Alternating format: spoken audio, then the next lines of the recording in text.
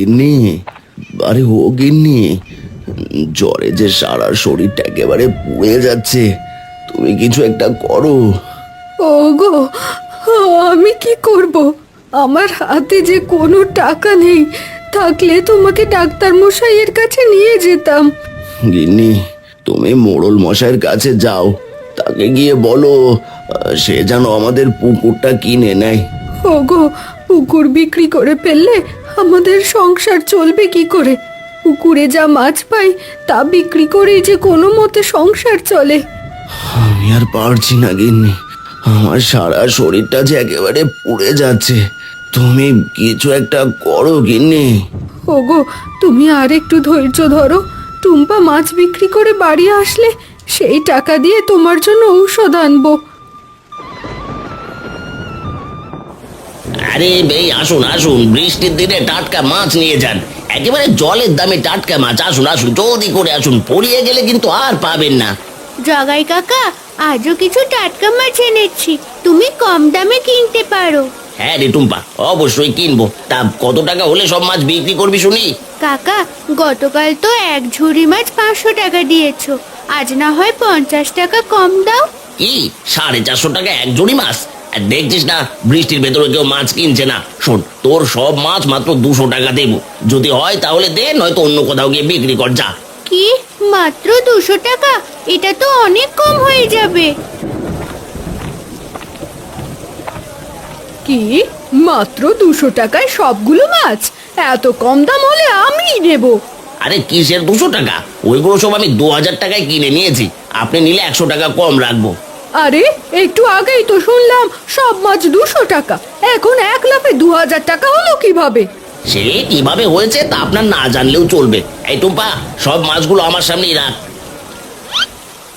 কাকা বাবু, রেখেছি, এবার টাকাটা জলদি করে দিন, ঝড় আসার আগেই বাড়িতে যেতে হবে। হ্যাঁ হ্যাঁ, এক্ষুনি দিচ্ছি। এই নে তোর 300 টাকা, 100 টাকা বেশি দিলাম। 300 কেন কাকা? আমি তো 450 টাকা চেয়েছি। তাছাড়া ওই মহিলা তো আরো বেশি দামে নিতে চাইলো। এই শোন টুম্পা, বেশি কথা বাড়াস না, যা দিয়েছি তাই নিয়ে ভাগ, নয়তো তোর মাছ কিন্তু আমি নেব না, তখন সব মাছ একেবারে পচবে বলে দিলাম।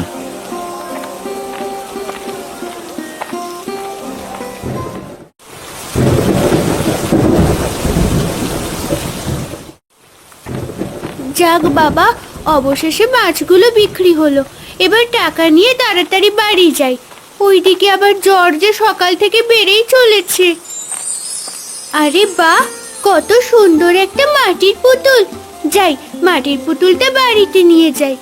ইস, কত ময়লা লেগে আছে, বাড়িতে গিয়ে পুতুলটা জল দিয়ে পরিষ্কার করতে হবে।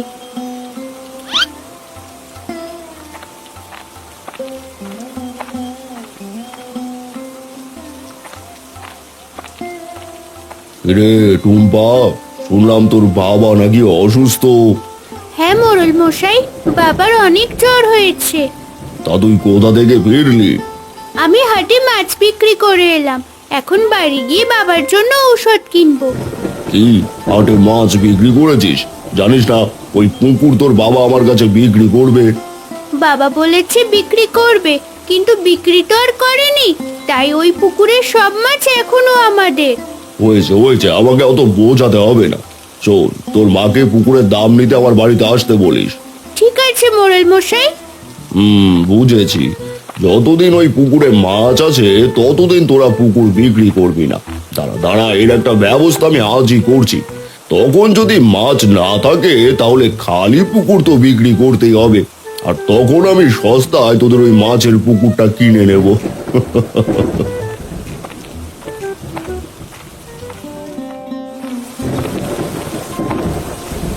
মা, ও মা, আমি মাছ বিক্রি করে এসেছি। হ্যাঁ রে টুম্পা মা, আজ এই বৃষ্টির ভেতরে মাছ কত টাকায় বিক্রি করলি? মা, আজ মাত্র 300 টাকা বিক্রি করেছি, ওই জগাই কাকা এর বেশি 1 টাকাও দেয়নি। বলিস কি রে টুম্পা, এখন এই টাকা দিয়ে চাল তেল কিনবো নাকি তোর বাবার জন্য ঔষধ আনবো? মা, তুমি যেটা ভালো মনে করো সেটাই করো, আমি পুতুলটা ধুয়ে নিয়ে আসছি। আরে, এ আবার কেমন পুতুল? এমন পুতুল তো আগে কখনো দেখিনি। এই পুতুল তুই কোথায় পেলি টুম্পা? এটা আমি রাস্তার ধারে কুড়িয়ে পেয়েছি মা। মাত্র এই কটা টাকা দিয়ে আমি এখন কি করব?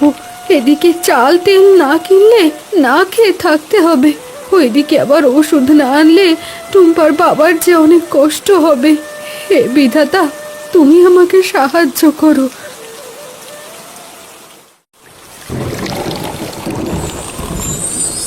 আরে এ কি, আমি কি দেখছি? এটা তো একটা ছোট্ট পরী। হ্যাঁ, আমি ছোট্ট পরী। আমাকে মুক্ত করার জন্য তোমাকে অনেক ধন্যবাদ। তোমার এই ঋণ আমি কখনোই ভুলবো না। ও মা, তুমি দেখছি কত সুন্দর করে কথা বলতে পারো। তা তুমি রাস্তার ধারে পড়েছিলে কেন? কি হয়েছিল তোমার? এক জাদুকরের অভিশাপে আমি পাথর হয়ে গিয়েছিলাম। এরপর আস্তে আস্তে মাটিতে তলিয়ে গিয়েছিলাম। তুমি আমাকে পরিষ্কার করতেই আমি আবার আমার আগের রূপ ফিরে পেলাম। বলো কি, এখন তাহলে তুমি কি করবে? সে তো জানি না। তুমি আমাকে তোমার সাথে রাখবে? আমি সময় হলেই চলে যাব। তোমাকে আমি কিভাবে রাখবো বুঝতে পারছি না। এদিকে আমার বাবা খুব অসুস্থ, অন্যদিকে আমাদের সংসারে খুব অভাব। চিন্তা করো না টুম্পা, আমি তোমাকে সাহায্য করব। তুমি শুধু আমাকে তোমার সাথে রেখো। আমার সাথে থাকলে তো তোমাকে সবাই দেখে ফেলবে ছোট্ট পরী। তুমি কোনো চিন্তা করো না, আমাকে তুমি ছাড়া আর কেউ দেখতে পাবে না। ঠিক আছে, তাই যেন হয়।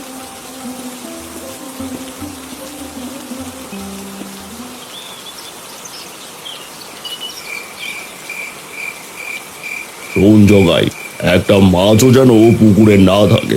সব মাছ আজ রাতের ভেতরে চুরি করে বাজারে বিক্রি করে দিবি। আগে ঠিক আছে কর্তা বাবু, সে নিয়ে আপনি কোনো চিন্তা করবেন না। এই পুকুরে একটা পোনা মাছও থাকবে না। আর একটা কথা শোন জগাই, কেউ যেন জানতে না পারে এই পুকুরের মাছ তুই আর আমি মিলে চুরি করেছি, বুঝেছিস? কি যে বলেন কর্তা বাবু, দেখবেন একটা কাক পক্ষীও কিচ্ছুটি টের পাবে না। হয়েছে, এবার কথা না বাড়িয়ে রতনের পুকুরে জাল ফেল। হ্যাঁ কর্তা বাবু, এই তো এখনই ফেলছি।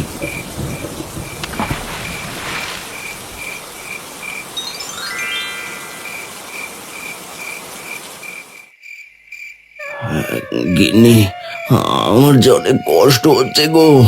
ঝড়ে যে শরীরটা একেবারে পুড়ে যাচ্ছে। তুমি কি আমার জন্য ওষুধ এনেছো?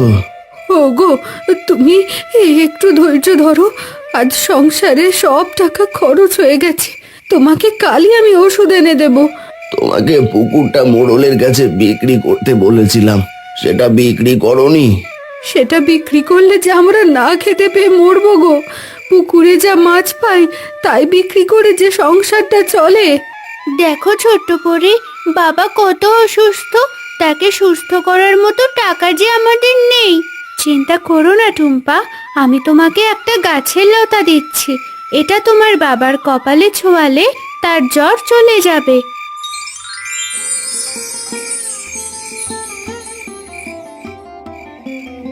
তাহলে তাহলে কি আমি আর সুস্থ হব না গিন্নি?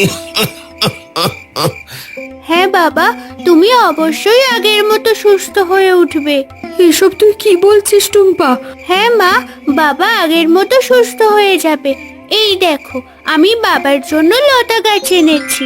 এই লতা বাবার কপালে ছোঁয়ালেই সে সুস্থ হয়ে উঠবে। এসব তুই কি বলছিস টুম্পা? লতা ছোঁয়ালে আবার জ্বর চলে যায় নাকি? হ্যাঁ মা, তুমি শুধু দেখতে থাকো।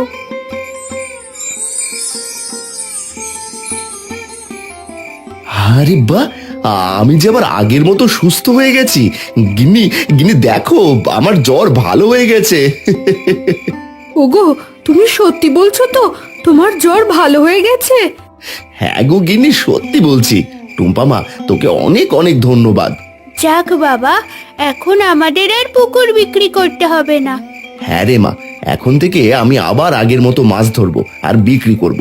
এতে করে আমাদের আর পুকুর বিক্রি করতে হবে না।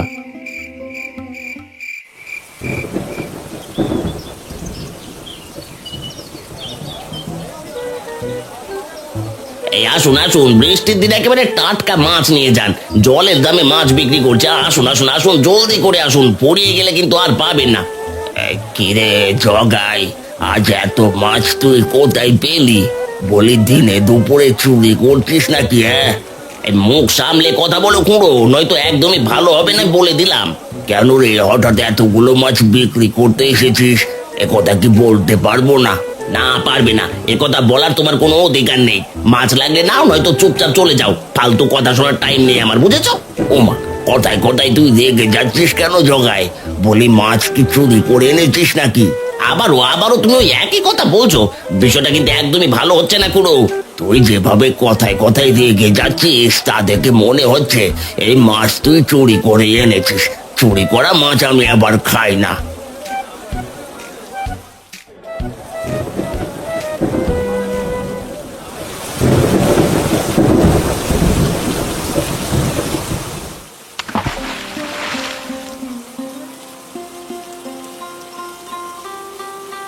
আরে, এ কি? পুকুরের মাছ সব কোথায় গেল? সেই কখন থেকে জাল ফেলেই চলেছি, কিন্তু একটা মাছও তো জালে ধরা পড়ছে না। আরে, কি দেখছি আমি? রতন, তোর না জ্বর? জ্বর ভালো হয়ে গেছে মোড়ল মশাই, কিন্তু পুকুরের মাছগুলো কেমন যেন গায়েব হয়ে গেছে। এতবার জাল ফেললাম, একটা মাছও যে ধরা পড়লো না। বলিস কি রে, তোর পুকুরে একটা মাছও নেই? তাহলে তো তোর পুকুরের দাম আরো কম হবে। আসলে আমার পুকুরটা আমি বিক্রি করতে চাই না মোড়ল মশাই। আরে, তোর পুকুরে তো কোনো মাছ নেই রতন, শুধু শুধু ফেলে রাখবি কেন? একটু দাম কম হলেও বিক্রি করে দে। না না মোড়ল মশাই, আমার পুকুর মাছ না থাকলেও আমি বিক্রি করব না। তুই বিক্রি করবি না কেন? তোর বাপ বিক্রি করবে। যখন অভাবে সংসার চালাতে পারবি না, তখন টুক করে কম দামে তোর ওই পুকুরটা আমি কিনে নেব। ওগো, কি হলো তোমার? একটু আগেই তো মাছ ধরতে গেলে, আবার এখনই যে চলে আসলে। গিন্নি, পুকুরে যে একটা মাছও নেই। আমি কতবার জাল ফেললাম, কিন্তু একটা চুনোপুটিও যে জালে ধরা পড়লো না। ওগো, তুমি এসব কি বলছো? তোমার কোনো কথাই যে আমি বুঝতে পারছি না। কোনো মাছ ধরা না পড়লে সব মাছ গেল কোথায়? জানি না গিন্নি, জানি না। আমাদের সব যে শেষ হয়ে গেছে। এখন আমরা কিভাবে বাঁচবো? এ কি মা, বাবা কাঁদছে কেন? কি হয়েছে আবার? আর বলিস না টুম্পা, পুকুরে যে একটা মাছও নেই। সব মাছ যে একেবারে গায়েব হয়ে গেছে। এসব কি বলছো? মাছ সব গায়েব হয়ে গেছে? না না, এই যে আমার একদমই বিশ্বাস হচ্ছে না। টুম্পা, চলো আমরা একবার পুকুর পাড়ে যাই। সেখানে গেলে বিষয়টা ভালোভাবে বুঝতে পারবো। কিন্তু সেখানে গেলে আর কি হবে ছোট্ট পরি? যা হওয়ার ছিল তা তো হয়েই গেল। তুমি আশা হারিও না টুম্পা, চলো সমস্যা খুঁজে বের করি, তাহলে দেখবে সমাধানও খুঁজে পাবো। ঠিক আছে, চলো আমরা তাহলে পুকুর পাড়ে যাই।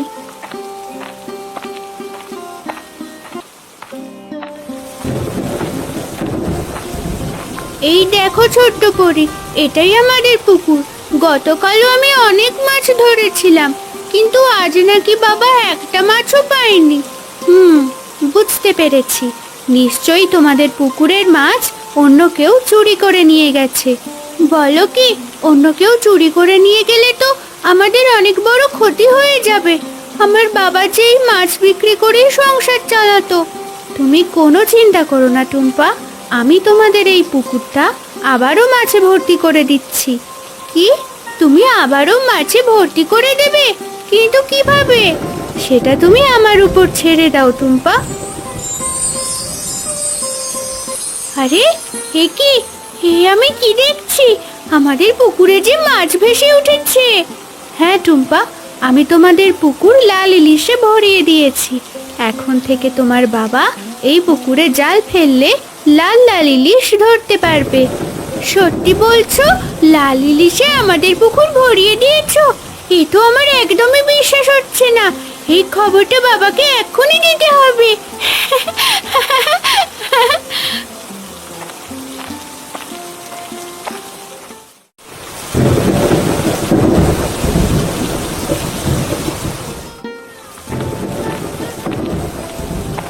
বাবা, মা, তোমরা কোথায়? জলদি করে শোনো, তোমাদের জন্য একটা দারুণ খবর আছে। এই বিপদের সময় কি খবর নিয়ে এলি টুম্পা মা? ভালো খবর বাবা। শোনো, এখন থেকে আমাদের পুকুরে লাল ইলিশ মাছ পাওয়া যাবে। কিসব আবোল তাবোল বকছিস টুম্পা? বলি তোর মাথাটা আবার গেল না তো? না গো মা, আমার মাথা ঠিকই আছে। বিশ্বাস না হলে পুকুর বাড়ি চলো।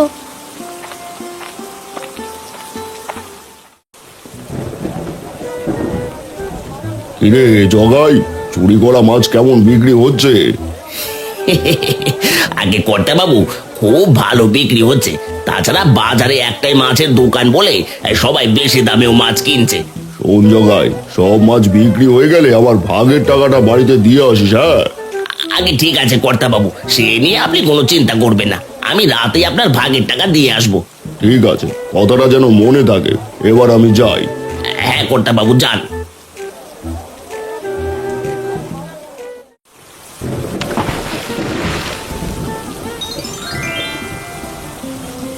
আরে আরে কি এসব আমি কি দেখছি? একেবারে এক ঝাঁক লাল ইলিশ।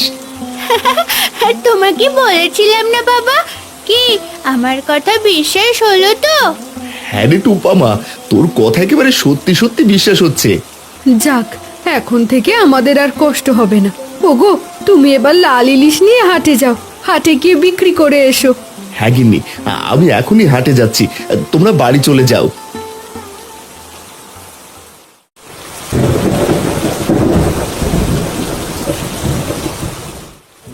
আসুন দিদি, আসুন আসুন, বৃষ্টির দিনে একেবারে টাটকা মাছ নিয়ে যান। গতকাল রাতেই ধরেছে। আসুন আসুন। তা কত করে এই মাছ বিক্রি করছেন দাদা? ছোটগুলোর দাম পড়বে 300 টাকা, আর বড়গুলোর দাম পড়বে 500 টাকা। তা বলুন দিদি, কোনগুলো দেবো? বড়গুলো 400 টাকা কিলো হলে 1 কিলো দিন। 400 টাকা কিলো মাছ আমার কাছে তো নেই। অন্য কোথাও দেখুন। এই আসুন আসুন, বর্ষা বাদলের দিনে লাল ইলিশ নিয়ে যান, একেবারে জলের দামে লাল ইলিশ। আরে, এ কি দেখছি আমি? ইলিশ মাছ আবার লাল হয় নাকি? এ তো খুবই অদ্ভুত। কি দিদি, 1 কিলো লাল ইলিশ মাছ দেবো নাকি? দাম মাত্র 200 টাকা কিলো। কি বললে? মাত্র 200 টাকা কিলো? তাহলে আমাকে এখনই 2 কিলো লাল ইলিশ দিন। হ্যাঁ দিদি, দাঁড়ান, এক্ষুনি দিচ্ছি। আরে কি এসব আমি কি দেখছি রে বাবা? ওই রতন হতচারা দেখছি লাল ইলিশ মাছ বিক্রি করছে, কিন্তু ওর পুকুরে সব মাছ তো আমরা রাতের বেলা চুরি করে নিয়েছি। তাহলে এই রতন এই লাল ইলিশ পেলো কোথায়? না না না না, এই খবরটা এক্ষুনি মোড়ল মশাইকে জানাতেই হবে।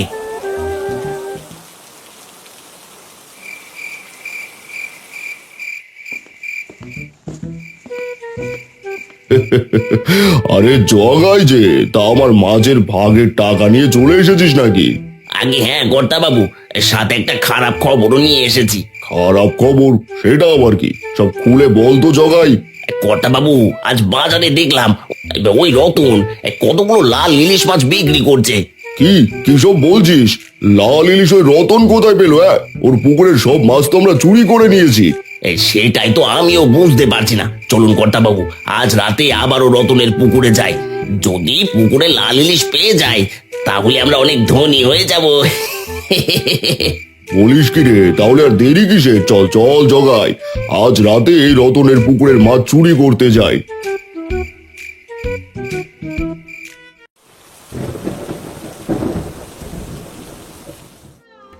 তোমাকে অনেক ধন্যবাদ ছোট্ট পরি, তুমি আমাদের অনেক উপকার করেছো। তুমিও কিন্তু আমাকে প্রথমেই সাহায্য করেছিলে টুম্পা, তাই আমিও তোমাকে সাহায্য করেছি।